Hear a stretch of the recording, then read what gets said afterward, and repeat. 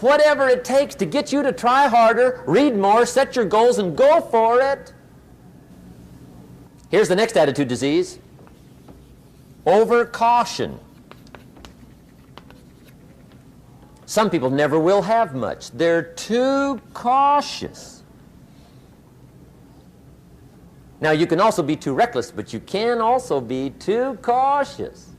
This is called the timid approach to life.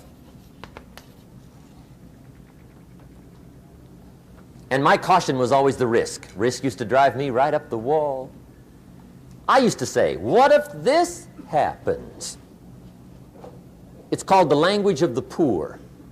What if this happens? And on top of that, if this was to happen, look at the fix I'd be in. I better not try. I could always ace myself out. Then I'll tell you what changed my whole life when I finally discovered it's all risky. The minute you were born, it got risky. If you think trying is risky, wait till they hand you the bill for not trying. If you think investing is risky, wait till you get the tab for not investing. See, it's all risky. Getting married is risky. Having children is risky. Going into business is risky. Investing your money is risky. It's all risky.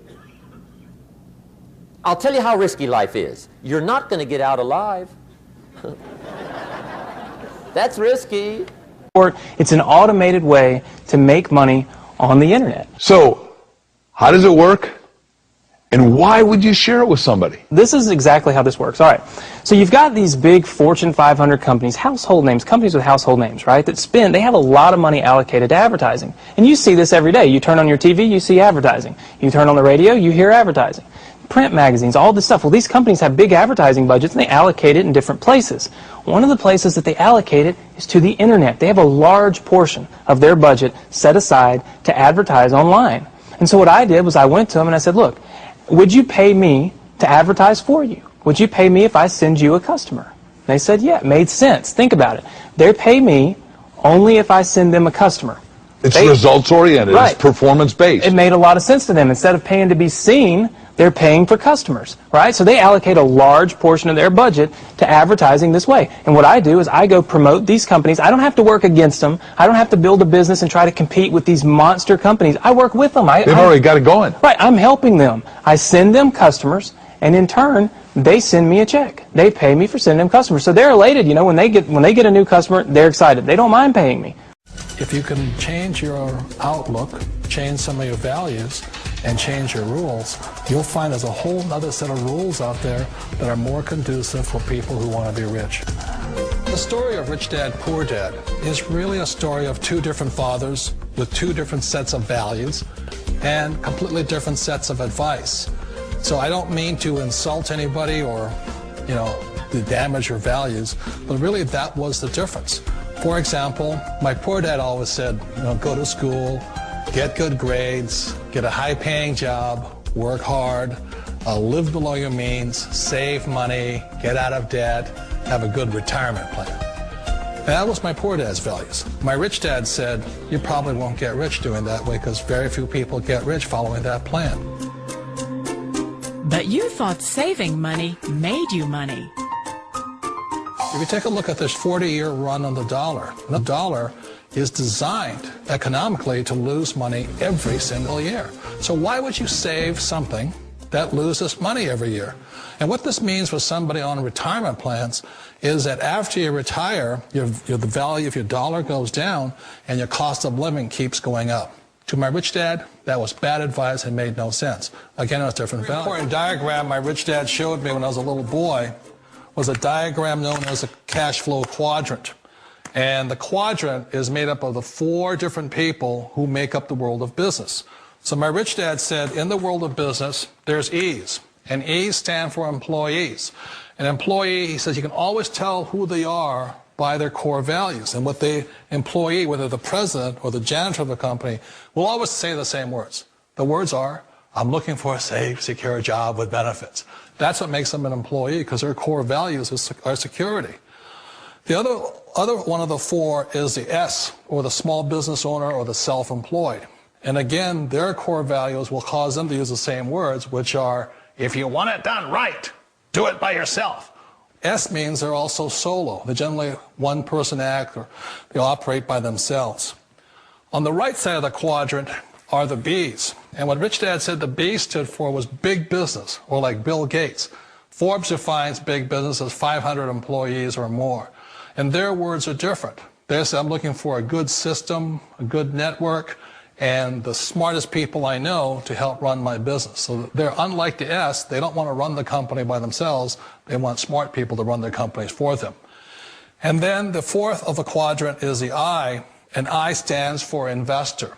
These are people who have money work hard for them. These people are people who have people work hard for them.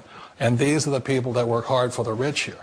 So early on in my life, it was my poor dad who always said to me, you know, Robert, go to school and so get a high-paying job. And so my poor dad's core value was to be an employee. He wanted job security, promotions, a steady paycheck, and all this. And so it was my rich dad who said to me, he says, you know, Robert, if you really want to be rich, learn to build businesses. It made more sense to him to work hard to build a business, something you owned, and something you could pass on for generation to generation to your kids. Whereas my poor dad said work hard, but my rich dad said, why would you work hard for something you'll never own and you can get fired from right away? Again, that was the difference in values. So my rich dad suggested I learn how to be a business owner and learn how to be an investor. And that's one of the big differences. On this side of the quadrant, these people here work for security. They work for money also. On this side over here, their key value that they want is they want freedom.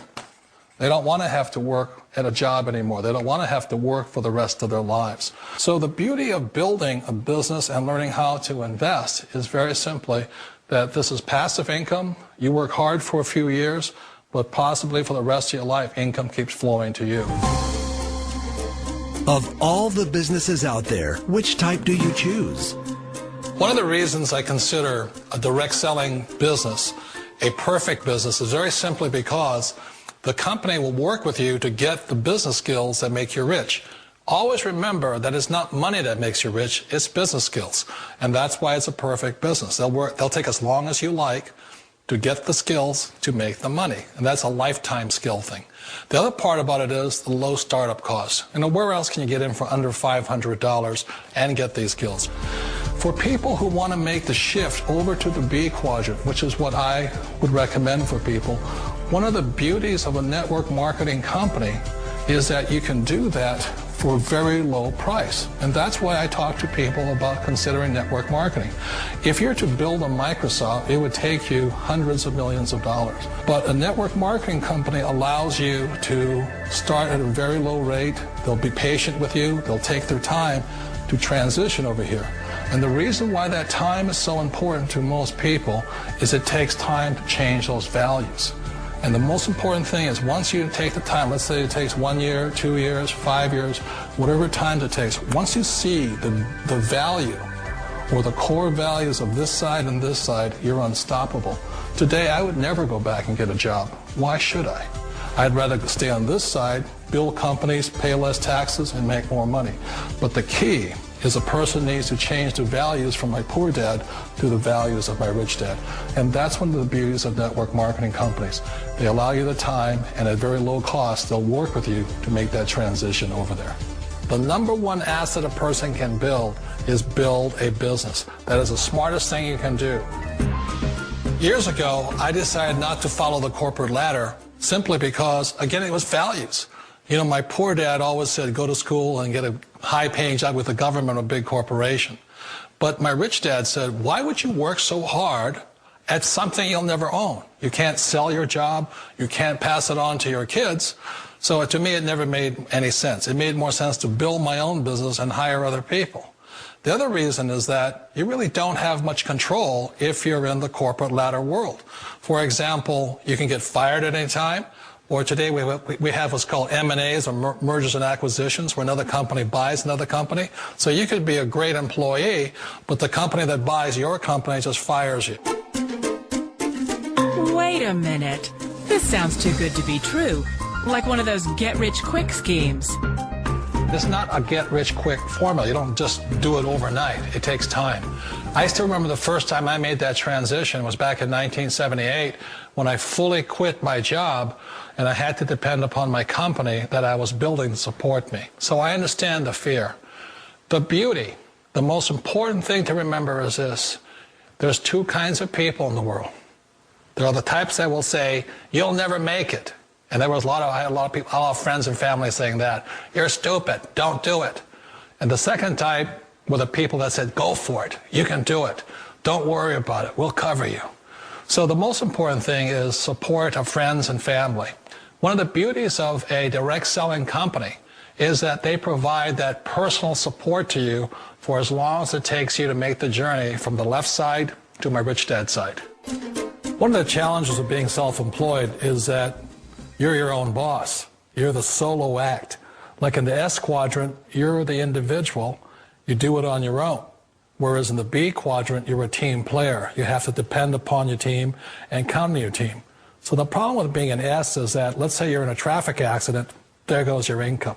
And let's say you get older and you haven't set enough money aside to retire on, that means you'll probably have to work for the rest of your life because you don't have anybody else to fall back on, not a team to count on.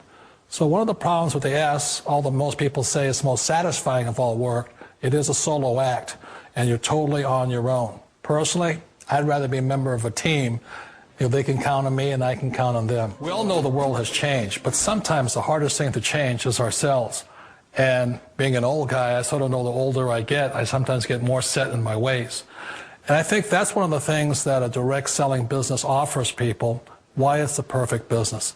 They allow you to take your time to make the mental, emotional, and physical changes required to move from the left side to the rich dad side. I think that's a big thing. It's a very gracious, it's a very elegant way, it's a patient way of supporting you in making the changes of your life. So please remember, change always creates upset, but sometimes we all know we have to make those changes. And if you know it's time for you to make that change, then the perfect business may be a direct selling business for you.